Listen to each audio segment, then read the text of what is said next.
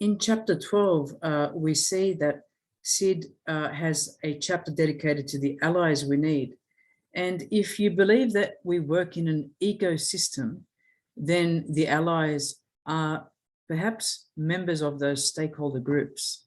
And everybody needs allies to ensure robustness in approaches, but also when things might occasionally go pear-shaped, there is their additional support to buffer those things that have not gone according to plan.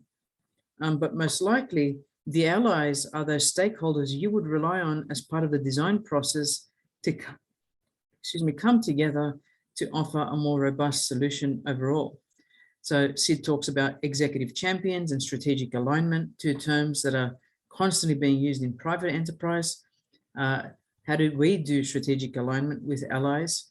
How do we look at the ways they may innovate and the ways we may engage in projects and then find some alignment on that nature, whether it's intangible or tangible.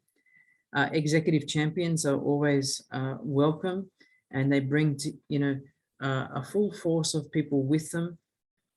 There's also the mid-level socially connected partners, which may not be those people you go to approve budgets, but they're the people who you can trust as partners in a project. There are legal and regulatory colleagues. Often you'll have to go and ask questions about whether this is lawful, whether this can be done, which kinds of actions need to be taken before something can be instituted.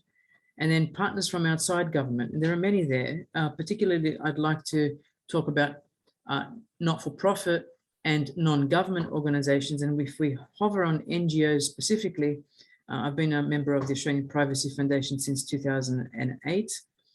And there are numbers of continuous engagements with Prime Minister and Cabinet in Canberra, but also a number of other government agencies. So having partners from outside government, from these various NGOs, is empowering because it means you're listening if they're truly participating in dialogue. And then finally, communications and the press. People are always wary by the press and potentially what they have to say. But in actual fact, I think that having accurate information go to specific journalists, even if you have to hold press conferences within the government agencies, are a better way to manage situations that may require some intervention.